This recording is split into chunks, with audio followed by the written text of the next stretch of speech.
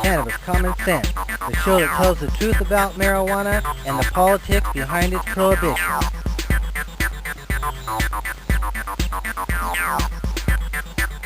Hello and welcome to another exciting edition of Cannabis Common Sense. This week we have a couple of guests that are with a group called Sativa Cross. Sativa Cross in New Jersey. We'll have Edward Lefty Grimes and Sativa Cross West here in Oregon. We have local activist and friend of ours, former crew on our TV show, Honeyb. So we'll be interviewing them in a little bit. We have a pretty good hemp news section tonight. So stay tuned as we bring on our infamous dancing cannabis leaves. I feel the force.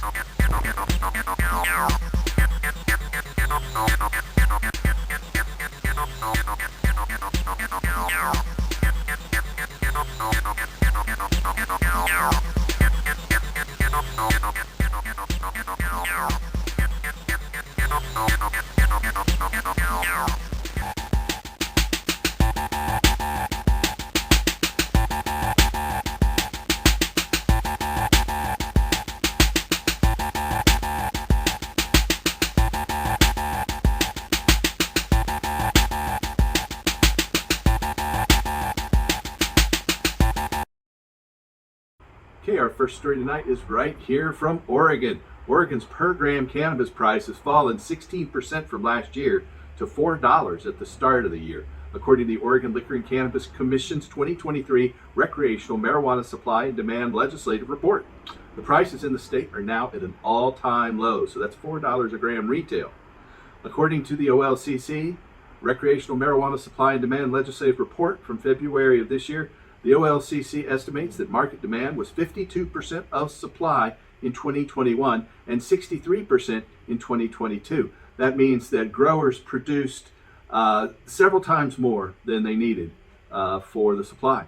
The fact that 2022 was closer to the supply-demand equilibrium than 2021 stands in contrast to the deteriorating market conditions. On the one hand, the fact that supply was closer to demand is a reflection of the decrease in annual production by the OLCC producers in 2022, a self-correction in the market that offers a glimmer of hope for 2023. On the other hand, the declining wholesale and retail prices for usable marijuana are due to large stocks of usable marijuana inventory left over from previous years, which is likely to continue to put downward pressure on the prices, end quote, from that report. The agency found that the total quantity sold of usable cannabis increased in both 2021 and 2022, but the OLCC described the increase as a fairly tepid rate. The increases in 2022 was 2%, and in 2022 and just 1% in 2021, compared to a growth rate of 27% in 2027 at the start of the pandemic. The agency said in the report, quote, the quantity sold of concentrates and extracts, edibles, and tinctures, on the other hand, declined in 2022 because of the diversity of products in the market. It's difficult to do an apples-to-apples comparison of quantities sold from one year to the next, end quote. The OLCC notes that the state saw a sales increase from 2020 to 2021 from $1.1 billion to $1.2 billion, but a decrease to $994 million last year. Monthly sales peaked in April 2021, the agency said, but have declined every month since that, except for a spike in August of 2021. According to the OLCC report, the abundant cannabis supply in 2021 and the declining prices throughout 2022 placed cannabis businesses under, quote, severe strain, end quote. Despite lawmakers placing a moratorium on producers and retailer licenses, the OLCC said the number of producers and retailers are, quote, now at their highest levels ever, end quote. While the moratorium applies to new licenses, some applications eligible last year had first been filed in 2018. They've been waiting around for 4.5 years. The agency said that while the number of licenses continues to rise last year, the number of active businesses continues to decline. The OLCC does see positive signs of improved, or at least less bad, market health this year, pointing to a less steep decline in retail prices and relatively strong sales of edibles, a product sector which saw a modest 0.2% growth last year. The OLCC said in the report, quote, the Oregon recreational marijuana market has repeatedly shown that it is like any other market in one important respect, but unique in another. Like other markets, it is responsive to market signals and ramps up supply up or down depending on demand. Unlike other markets, however, the federal status of cannabis means that Oregon is what has been termed a market in a box. Supply must stay within the state's borders. Despite its strong comparative advantage in cannabis production. So obviously, Oregon's in a position to lead the nation as soon as federal legalization takes place. Down south, Mexico's government on Thursday granted its first ever license for cannabis cultivation in Mexico.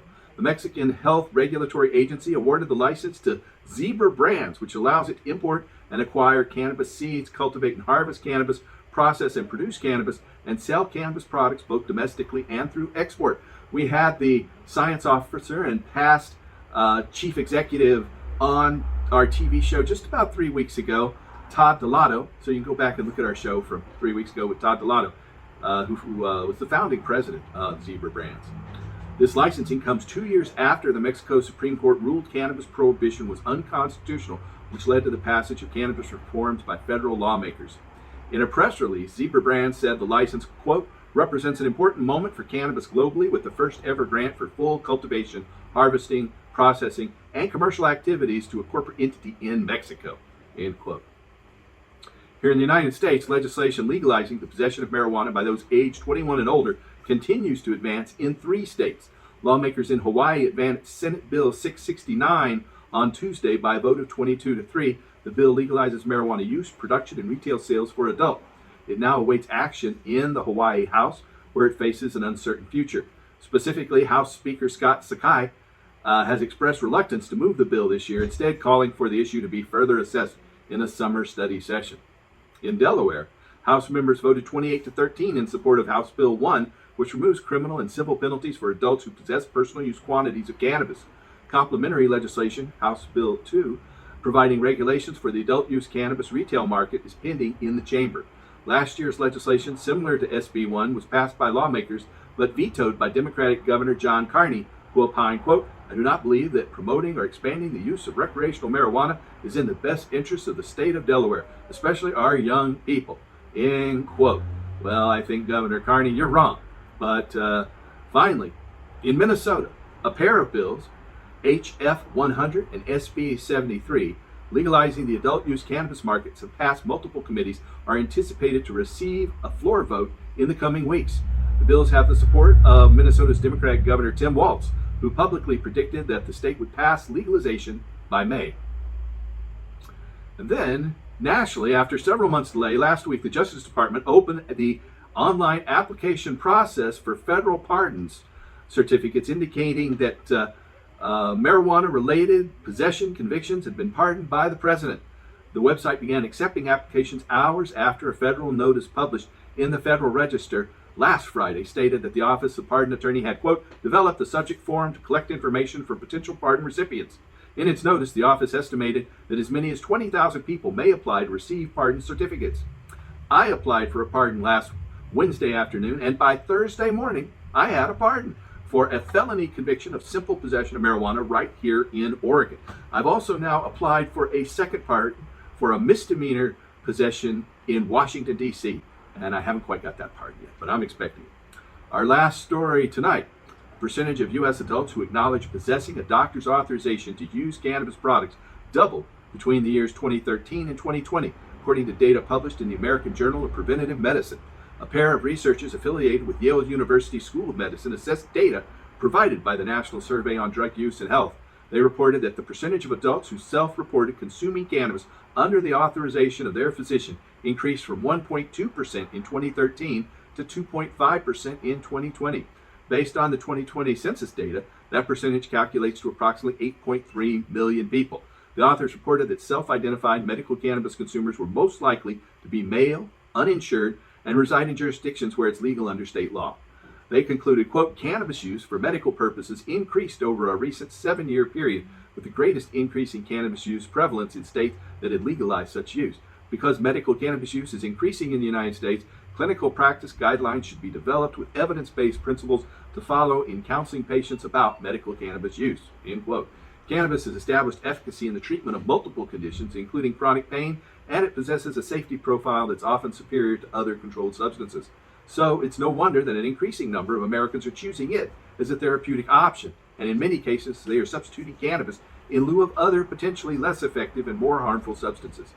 The production of dispensing cannabis products is currently regulated in 37 states and in the District of Columbia. Several additional states regulate access to low THC, high CBD formulations of cannabis.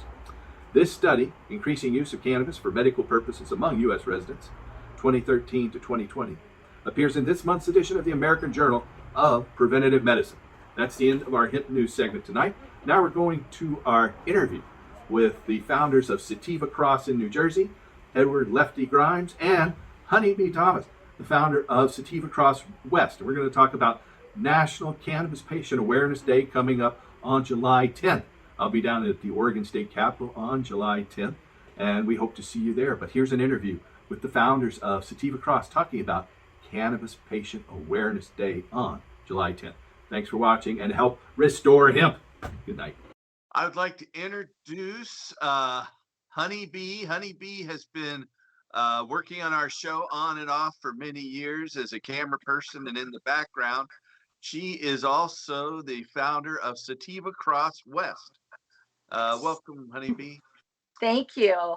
I appreciate it. We have Lefty Grimes, who is in New Jersey. Hey, Lefty, thanks for coming. And you are sativacross.org.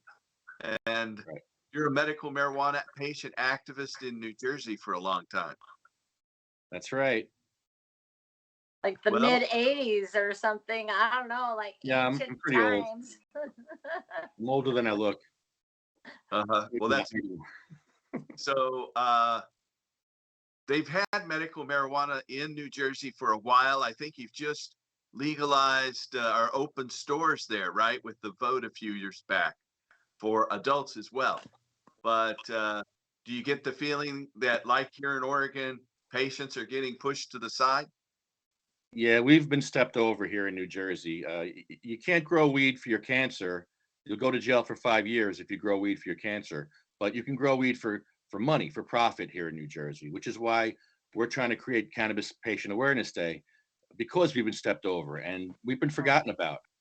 And we're trying to make this an awareness day for patients, because in New Jersey, that's our situation. Every state has their own issue. Every state has their own set of problems. Don't know if they're as bad as New Jersey's, but they're all pretty bad. They are.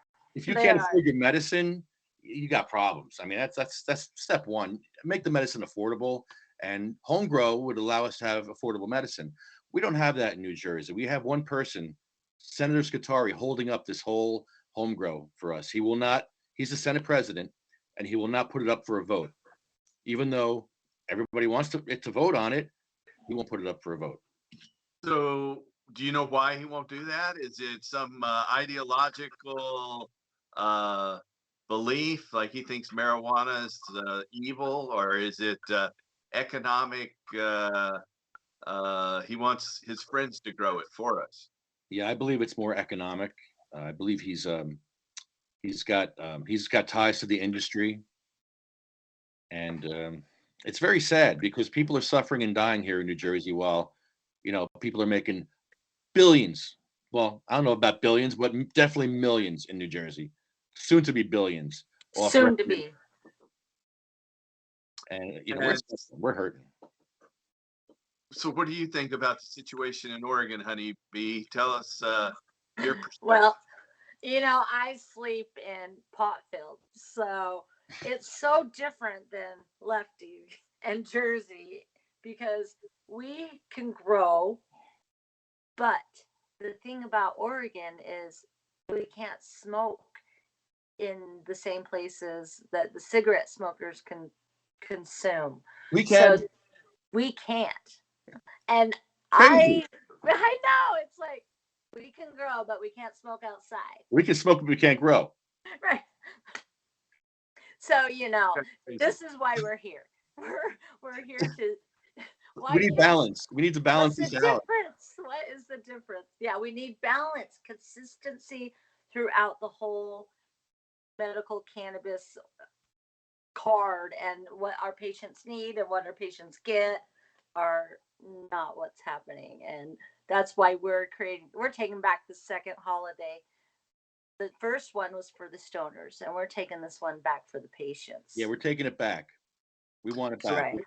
Our viewers don't know 420 is known as the cannabis celebration. It's pretty wide known now, but Right. more recently, 710 has sprung up, and 710, when you flip it upside down, looks like the word oil, which stands for kind of an extract thing, and that's Mhm. much newer. But so you're taking you're grabbing that day and saying that's the day for patient awareness day. Now, last year, Yes. Honeybee Yes. asked me, and we went down to the Oregon State Capitol building. She got the permit, and we set up and linked up with you guys in New Jersey via video. And I think there was also people in Sacramento and Maine at that same time. Is that right? Yeah, did we have Texas too? I think I'm not even sure. Was Texas on there? We had a bunch. We're trying to get 20 states this year. We want to bump it up to 20 states. I think we can throw Nebraska in there. I know we had a couple of weeks ago a fellow in Nebraska, and Nebraska is one of the 3 states that has no form of medical marijuana legalized, Oh, along see, with we really need them. Alabama. Yeah. And so our guest last week was an activist in, not last week as this is airing, but uh, here in the past couple of weeks was a fellow named Bill. He goes by Farmer Bill in Hawkins, Bill Hawkins in uh, Nebraska. And so I went and testified for a bill there Oh, several years. wow. And that was kind of neat, but it didn't go anywhere, unfortunately. Again, there's politicians in the way. So a friend of ours who's a lobbyist pointed out that we are not in session here in Oregon. So the legislators aren't in the Capitol when we're going to be there. Mm. Are there legislators in session in New Jersey during the summer? Mm. Sometimes, but maybe not sessions, but there are definitely some in the office. So there'll be a couple floating around, I'm sure. So we want to reach out to them, obviously, and try to get them to Yes. see what the problem is. You know, people think, oh, we've legalized it, everything's solved, it's wonderful, but that's not the case.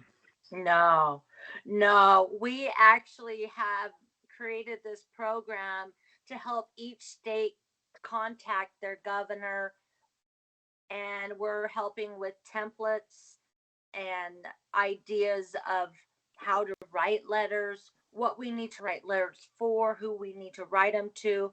We will have each state's information on the governor and how to contact the governor. And we're also going to have a rep in each state so we can go to that rep and say, please tell us about your state. Please help us with your state. And we're going nationwide with this. We're not going to stop. We need to be heard. And the only way that we can do it is by standing up and saying we've had enough. And we've had enough, you know. How did you come to this? What drew you as a medical patient and to be an activist? Well, for me, my son passed away in 2015, and his 8th year anniversary was actually just on the 5th of March, and he had epilepsy. And cannabis was the only thing that had very little negative side effects. It consistently prolonged the amount of seizures he had. Like, he would go way longer without a seizure on cannabis than he did when he was on pharmaceuticals. When he was on pharmaceuticals, he had to go, and they only last so long, then you'd have to go and get another one. So that is what started me. I was really sad and broken about losing my son, and I knew that at that RSO, we grew RSO. His dad and I grew RSO to help him, and you know, we could only do that for so long because it's expensive. It's not reasonably priced. So that's why I am an activist today, because I want to make cannabis for medical prices for patients. Because for audience that don't know what RSO is, RSO stands for Rick Simpson Oil, and Rick Simpson was a Canadian activist. He's been living in Europe for a few years, but he used a high potency cannabis oil to treat his cancer, and he put out a series of videos called "Run from the Cure." And so a lot of people also call it full extract cannabis oil as another term if they don't want to use Rick Simpson's name. But it's generally very, very potent. It's usually about 90% THC. And but it's been found to treat a lot of different conditions, including Mhm. to help stop. A lot of people have found Right. using a gram a day for 60 days puts their cancer in remission and their tumors go away. So it's kind of a Mhm. miracle drug, really, man, Right. with your son's epilepsy and so many different things. But Right. just figured our audience, probably most of them do know that. But Well, I believe there's a difference between FICO and RSO. I believe RSO is made with, can you see this? This kind of alcohol. isopurple.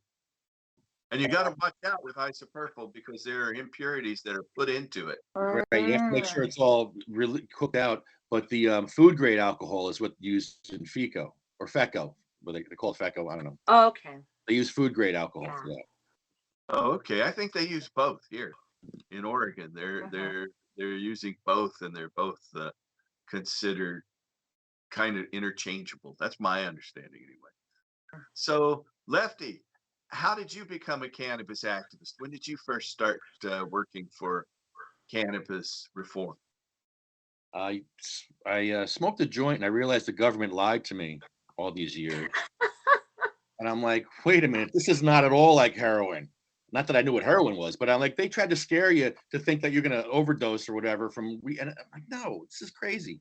So when I smoked cannabis, I knew that the government lied all these years. And I found out all the lies that the government told about Black people over the years and the racism in our country. And I learned all about hemp. And I was all in back before I was in the medical patient. Then I met Cheryl Miller. And Cheryl Miller was Jim Miller's wife. She had multiple sclerosis and she was bedridden. And Jim Miller used to push her around in her bed to do activism around New Jersey because she couldn't move. She couldn't move her arms. She couldn't move her legs. All she could move was her head and talk a little bit. And Jim would give her cannabis and help her to stretch her muscles out. When she would use the cannabis, she was able to stretch. And I never knew anything about that. I thought that cannabis gave you the munchies, and that's why cancer patients used it. But it was way deeper than that. And I was ignorant until I met Cheryl Miller, and she opened my eyes to a lot. She was basically patient number one here in New Jersey. And I was amazed about what I saw, how it helped somebody with multiple sclerosis, and then how it helped other people with all these other diseases. And then I got a cannabis card myself because I had back problems. I have a artificial disc. I have a fusion. I have a 2-level cervical fusion. I'm in a lot of pain. So I was on opiates for 10 years and I got off opiates getting my cannabis card. Now, getting a cannabis card in New Jersey When did you get your cannabis card?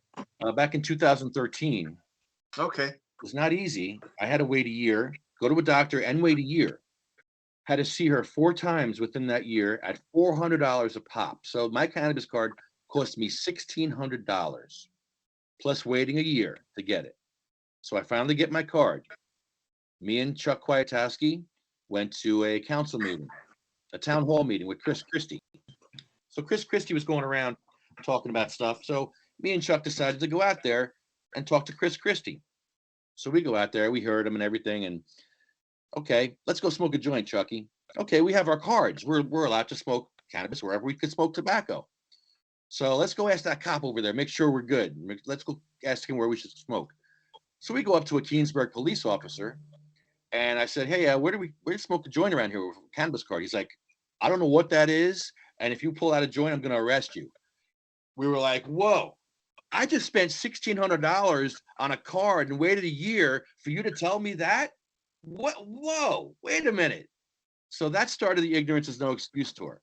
We started going to police stations and smoking weed at police stations. Because if you're going to come arrest us anyway, you're going to come after us. Well, we're going to come to you with cameras and put you on the spot and ask you, how come you don't know the law?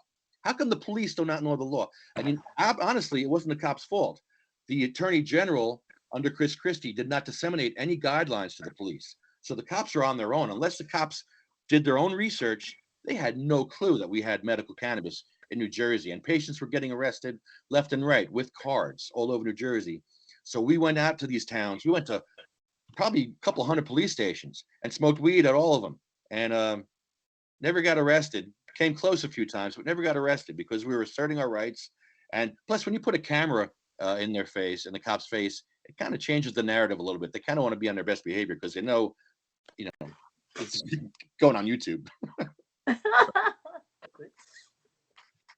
So that started the Ignorance is No Excuse tour. And now we still do it. We go to council meetings when they ban cannabis in New Jersey. Yeah, it's a thing. They actually ban medical cannabis in New Jersey. They ban medicine. Is that on a county by county or city by city basis, or because statewide it's legal? Yes, but some towns will ban it. So when they ban it, are they just banning the dispensaries, or are they saying you can't be a patient? A couple of towns are trying to ban it, the use of it. They're trying to say you can't even use it in their town, but that didn't hold water. But no, they are banning the sale of medical cannabis in towns. And I'm talking about medicine, medical cannabis. And that drives me crazy because it's the ignorance that you could sell fentanyl in your town where cops are constantly using Narcan to wake people up from overdoses, but medical cannabis is a boogeyman. Yet we sell fentanyl, we sell booze, we sell tobacco, no problem. That's all family friendly in those towns. I don't get it. So we go to those towns and create awareness for those towns that ban medical cannabis. It just boggles my mind how they can ban medicine. I mean, how far do you expect someone in a wheelchair to go to get their medicine? I ask all these council people, spend a day in a wheelchair because you got disabled vets in wheelchairs that have to wheel themselves around. How far do you want them to go? In Madison, we just went to Madison. The one lady in Madison says, "Oh, you can go 6 miles to Morristown to get your medicine." So I'd like to see this lady wheel herself 6 miles on a wheelchair.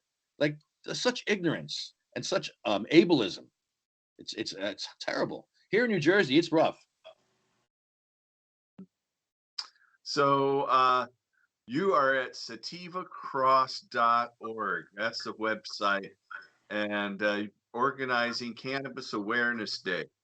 And that is coming up on July 10th. I think that's a Wednesday, isn't that right? Or is it a Tuesday? It's a Monday. It's a Monday, okay. What a way to start the week. Yes. Yeah, that's a good day I'm to so be excited. I am.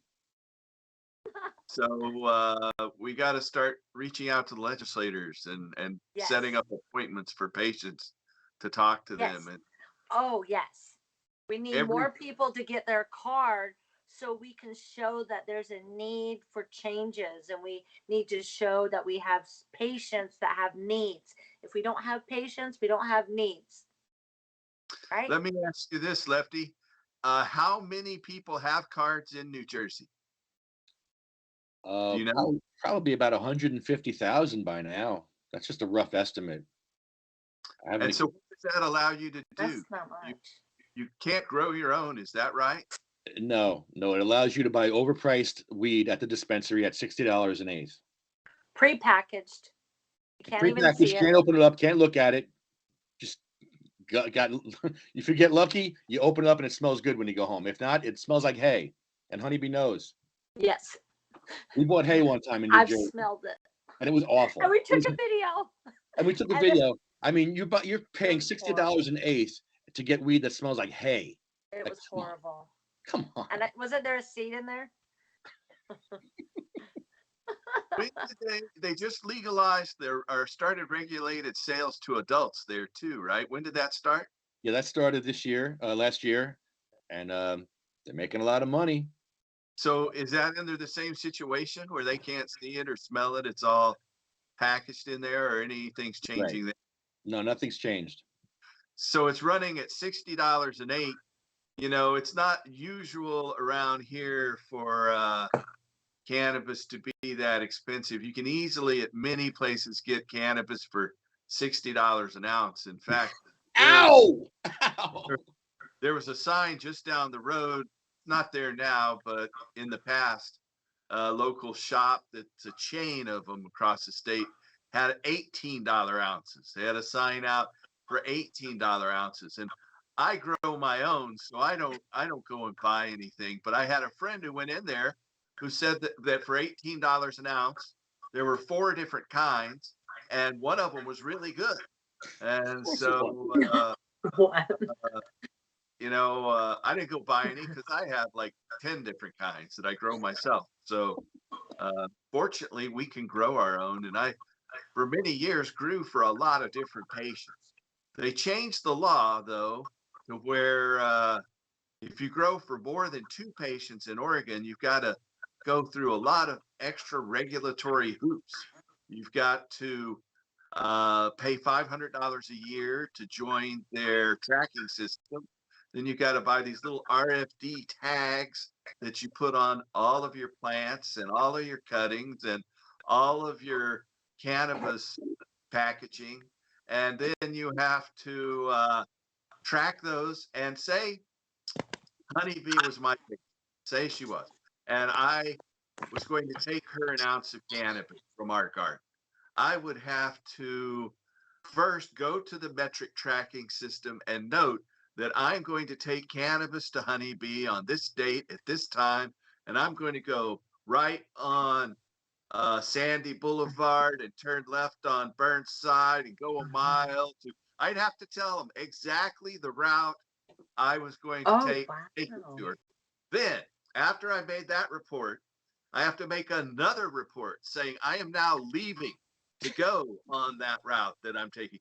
And then, as if that wasn't enough, I have to make a third report saying I have now delivered it to Honeybee. And so I don't want to be part of that system. First of all, if you make a mistake, it's a public record. It's like you have a liquor law violation in your bar. And so it's just makes it prohibitive. It's crazy. People think they must think there's something dangerous about this. But in fact, no one's ever died.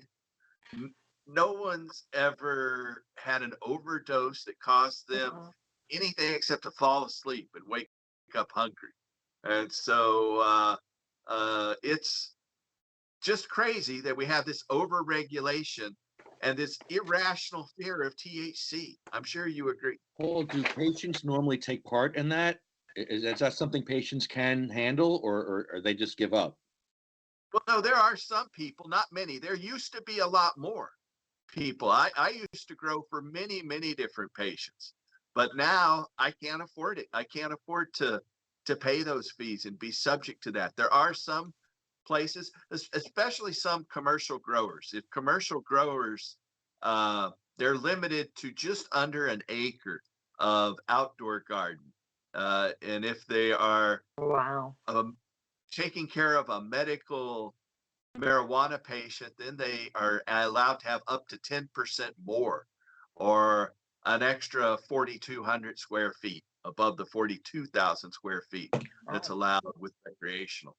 So that's the way, but very few recreational growers do that. And the number of patients has dramatically reduced here.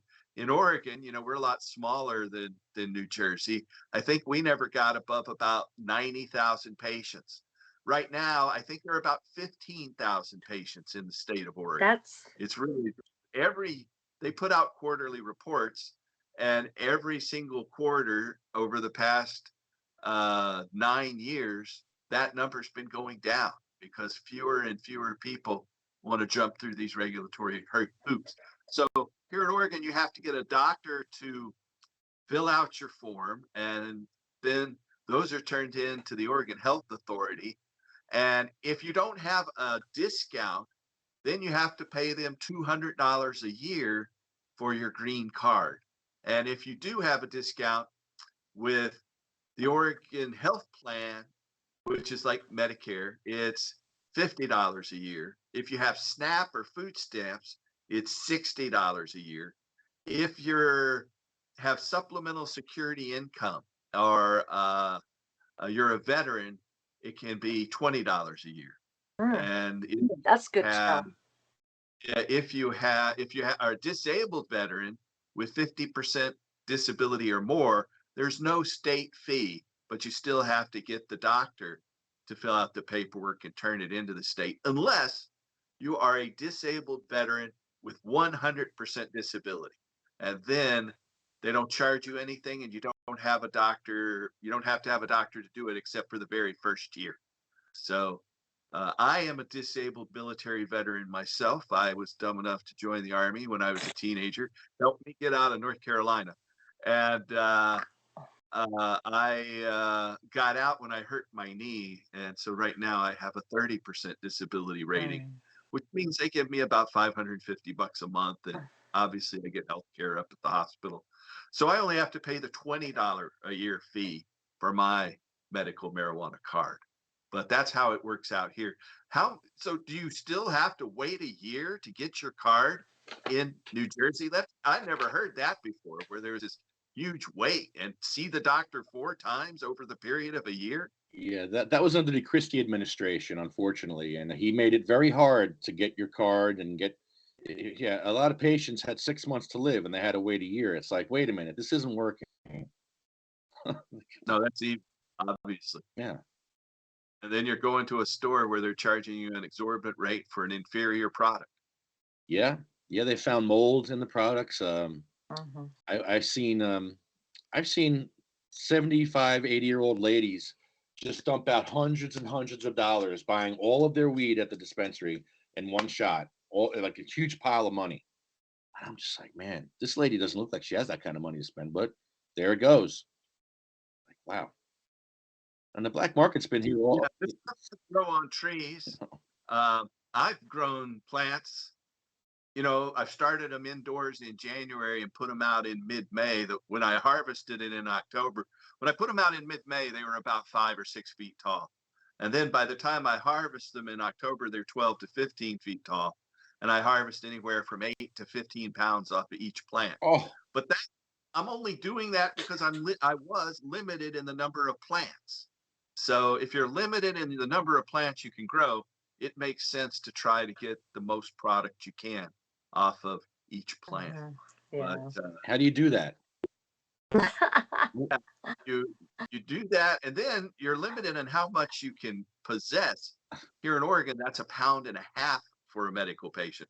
Well, if you grow a 15-pound plant, what I always recommended is that, or even a 5-pound plant or something, then you just hang that plant upside down and it still counts as one of your flowering plants. And you just take 1.5 pounds off at any given time. So that's the way you work around that. Oh, What? that's genius. It's that simple, Lefty. Necessity is the mother of invention. You're limited on your number of plants. Well, it's still one of my plants. It's hanging up and drying. But, you just take off what you need at the time. That's great. In New Jersey, you're not allowed to grow any at all. How much can you possess? As a patient, I can possess any amount as long as I can prove I bought that amount. So if I bought a jar every day at the dispensary, I can still say I have that weed in the jar. I actually got weed back for a patient one time. He had 1.5 pounds. No, it was a quarter pound. Quarter pound of weed got confiscated by the police. So we started going to the council meetings and raising hell that this patient had his weed confiscated. And we went to the mayor, we went to the police. We just really made a stink about it. And they wound up giving him his weed back. The police finally gave him his weed back because they were sick of dealing with us. The funny part is that wasn't dispensary weed. He had dispensary jars to prove that he bought dispensary weed, but that wasn't dispensary. I was laughing at that. So do they have reciprocity at all? Say I come out there as an Oregon patient, legal for me to go, buy medical weed, or I guess now anybody can buy the recreational weed. Yeah, I believe Our cards are good in a few states like Rhode Island and Maine and Hawaii. I think our cards are good in other states. We need that. Oregon, Washington. Yeah, we need to have reciprocity for other patients. But yeah, there are a number of states, the M states, Montana, Michigan, Maine, and like you said, Rhode Island, Arizona also has reciprocity, where if you have a card in one state, it's good in another state. But Oregon has never been able to get that one through the legislature, So unfortunately. those are the kind of things we want to talk about because that affects different states in different ways. So those are the kind of things we want to talk about for National Patient Awareness Day. The differences in the laws and why they're so different and how it's affecting patients. That's definitely affecting patients. Insurance coverage is another one that affects patients. Home grow. There's quite a few issues we can tackle with this. Uh-huh. Yeah, there are. There's a lot of disparities. I'm able to grow good organic cannabis and give it away to other people. But obviously you're not able to do that at all in New Jersey. Here in Oregon, where we live in Portland, there's a river that separates us from Washington State. Once you cross the bridge over into Washington State, you are not able to grow any at all unless you have a medical card. And it's every different state obviously has it set up differently. What is the fee in New Jersey for the state card?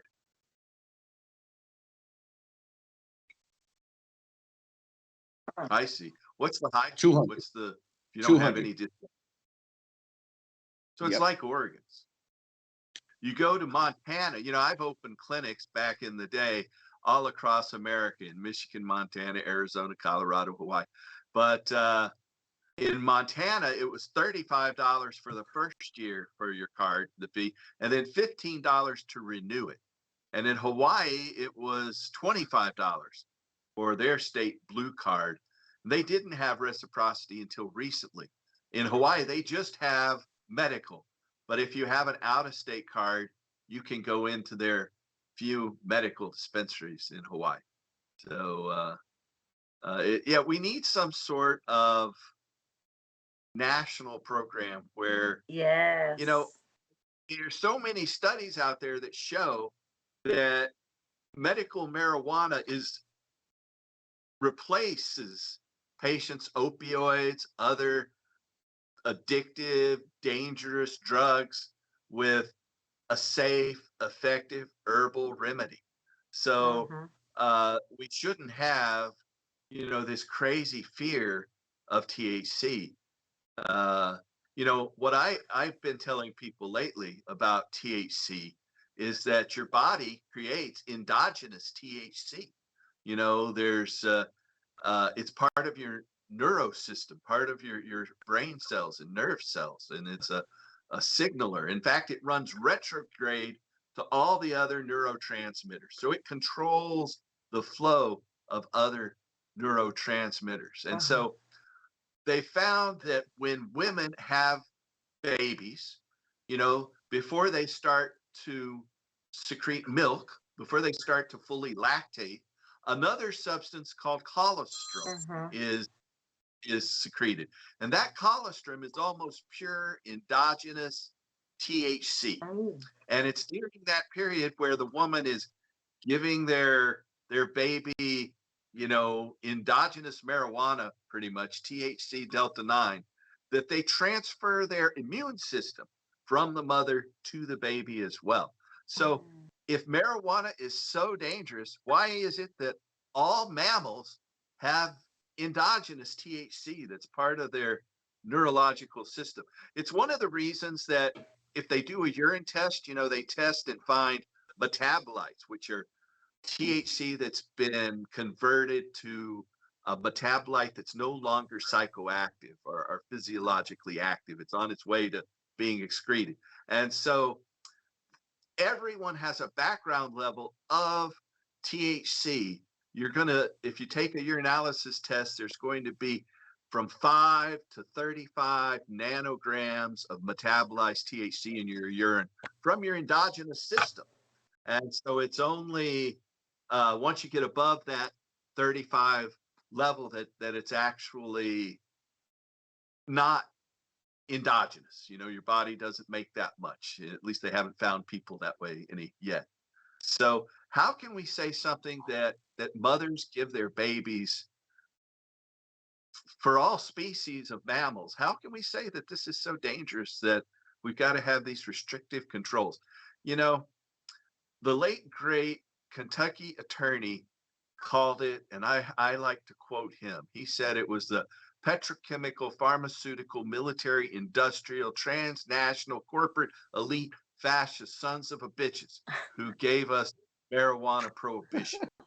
When once Gatewood Galbraith passed away, I decided I'm going to learn that because we just can't let that disappear into the ether. And so it really says it, doesn't it? Don't you think that it's these evil capitalistic forces that have created these myths around cannabis? Right. All kinds. And I just laugh. Yeah. Wow. That is So we're reaching out to try to get to 20 states. Yes. And if someone is out there in wherever you're at, Washington, Nebraska, Wisconsin, hook up with sativacross.org, sativacross.org. Another And thing we're we can all talk over about, social media everywhere. honey, you can write this down. Another thing we should talk about is the testing laws, the driving under the influence laws. In Pennsylvania, if you tell an officer that you have a cannabis card, you're going to jail, because if you're driving, you can't have any cannabis in your system. Zero tolerance. That And takes 3 months or longer. you could be totally sober driving your car Yeah. and get a DUI for cannabis in Pennsylvania. And what? Pennsylvania. See, this is, we're going to find out so much. It's going to drive us crazy. But the only way they could determine that is with a blood test anyway. Right. So they've got to haul you into a hospital or some medical facility and have them draw your blood as quickly as possible. And they'll hold you down. It's not. They will hold you down while they do it. That's America. true. That's America we know for you. someone who they did that to. Yeah. Well, the late great Jack Harris said, our grandparents and parents didn't fight the Nazis in Germany, so we'd have to come and pee in a jar for our employer, or the police. So something's gone wrong here, and that's why we're here talking about it, because yes, we're trying to wake up our viewers and have them join our movement for a safe, effective herb that can save the planet, right, with its sugar and fuel and oil. So we'll have planning meetings every month up until July. So if you'd like to get involved, just hit us up on sativacross.org or leftygrimes.gmail, and we'll be happy to include you and your state. And we want to know more about your state and what your problems are in your state. What about you, Honeybee? What have you got? Anything planned in terms of gearing up for Cannabis Patient Awareness Day? Well, right now I've been working on sponsors for the nationwide event and working on getting sponsors for each state. I am in the process of getting the permit finalized, inviting guests, getting our flyers set up. So we'll be in Salem on July 10th, 11 a.m. is when we'll start. And we'll just go for, as long as we can stand it, I guess. We stayed until we thought we made a difference. And that's what we'll do again. And please join us. We need to hear your voice. We want to know what your need is, how we can help you. And we need volunteers and we need reps in each state. And Lefty has this little motto that he does. What is it? Put the last first. Yes. I think that should be our motto. Put the last first, because we've been stepped over as patients and we need to be put first now. Yeah. That's how I feel about it as well. So, what other states right now are on board for this year? Do you still have Maine and California in the fold? We have a total of 7 states right now as of today. And we still have some pending. Can you name those? I know I don't want to put you too much on the spot here, but Texas. We Hmm. got Lance in Texas. We got Tony in California. We have Honeyb in Oregon. We have Adam in New York so far. We need to get Connecticut. I don't know if we have Connecticut, do we? We're working No, on we have Rhode Island Rhode Island, and Massachusetts. Massachusetts. And I'm working on Delaware. And I'm working on Florida. And well, I work on Nebraska and Wisconsin and Washington and maybe Hawaii. ooh, yes. I know people in each of those that know how to get to their state capital. Oh, that's So great. it's just a matter, create. And then it was last year we were online talking to each other at the same time that we were at the state capital. That was great. Yeah. So that is all of that online on YouTube. Yes. What's your YouTube address? Sativa Cross on YouTube. Okay. Yeah, just look for Sativa Cross. And you can find them on all social media with Sativa Cross, Lefty Grimes, El Rampador. El Rampador, Bongholio, we're the whole crew. How did Honeybee and how did you come to form an affiliate out here? Well, he was a cannabis activist, and I was starting with cannabis activism, and he posted something about seizures and epilepsy, and it was right after my son had passed, and I asked him how I could help because my son passed away, and that's what started it. So here we are today, going nationwide, doing what we can to help be that voice for the patients that can't have the voice that we have. That's right. 1 out of 10 patients die every year. 1 out of 10 of us, and that number has been consistent. I don't know if that's right, how it is in your state, but yeah, it is. I've helped many patients who passed away. I've had a patient bring me their card one night and die the next day. So, as a grower.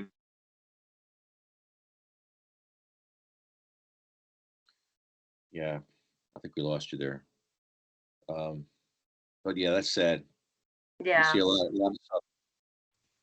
Lefty, you want to be the voice for patients that don't have a voice, right? Yes, literally don't have a voice. There's a friend of mine on TikTok. He has not multiple sclerosis. He has palsy, cerebral palsy, and he's in a wheelchair. And the only way he could communicate with other human beings is with this tuning, like a tuning fork on his head. He has like a stick on his head, and he pecks at a screen to communicate with other people. Those are the people I want to speak for because they can't fight for themselves. They're just lucky to be alive for another day on this earth. They don't have time to fight at council meetings, to go to lobby days, rally days. They don't, and I get it. That's why I'm fighting extra hard for people like that, for Bobby in the wheelchair who has to talk with a stick on his head. I mean, can you imagine having to go through your life talking to people through a stick on your head, and then having other people make you jump through hoops on top of that, not doing everything we can for someone like that, and victimizing people like that? That's what's happening here. And we're going to have to be the voice for people like Bobby and other people in his position, because it's absolutely disgusting what sick and dying people are going through, and they can't speak for themselves. They can't fight for themselves. The saddest thing I saw was in Bayonne, was a kid in a wheelchair, and he had the big wheelchairs, like the 400-pound wheelchairs, the one that you move with your mouth. And his parent, and he had a helmet on. So what does that tell you when the kid has a helmet on? Drop seizures. He could die anytime. So I said to the parents, he was trying to get in to get his hair cut. He couldn't get in there.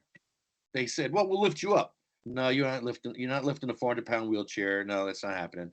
They just said they're going to go down the street to another place 20 blocks away. 'Cause that's what I said to them. I said, what are you going to do?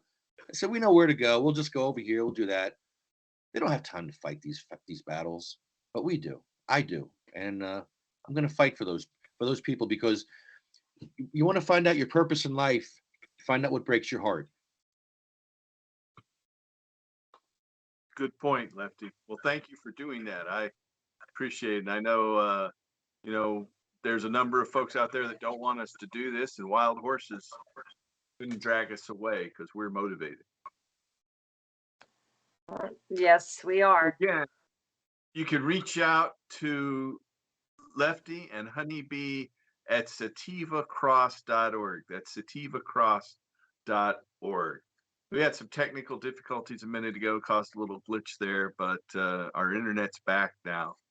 Is there any other thing you want to say in closing, you two? What about you, Lefty? What would you like to tell our audience out there and preserve for posterity that you haven't said already?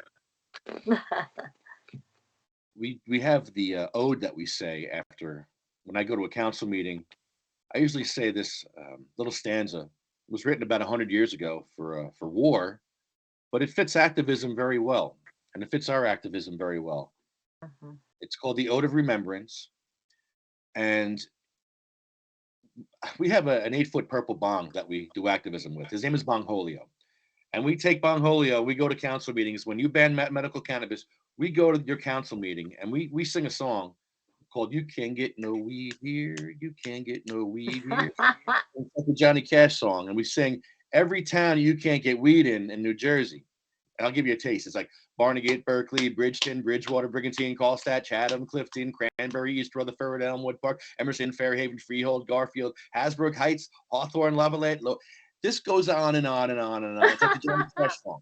And it just goes on and on. And we would sing this to councils. And with Bong Holio, an 8-foot tall purple bong singing with a guitar, it was insane. So we would go to these council meetings, and then at the end of this crap show, we would say the Ode of Remembrance, and it went like this. We went with songs to the battle. They were young, straight of limb, true of eye, steady and aglow. They were staunch to the end against odds uncounted. They fell with their faces to the foe. They shall grow not old, as we that are left grow old. Age shall not weary them, nor the years condemn. At the going down of the sun and in the morning, we will remember them. And we would say that at every council meeting. And I'm glad we did it now, because I don't want to end on that note, because it's kind of a sad note. So I want to give it to Honeybee to give us some uplifting. I think that's great. Maybe we'll go find a video of Bong Holio and go out with that. But Honeybee, what would you like? There you go. You know, we just want to put the patients first, and you know, we also have a great time, and it's a lot of fun. So come join us. Come help be the voice for patients. Thank you so much. Thank you. Well, thank you, Lefty. Thank you, Honeybee. I'm going to be there July 10th at my state capitol in Salem, Oregon. We hope Salem, Oregon. Hope to We'll bring see you more there.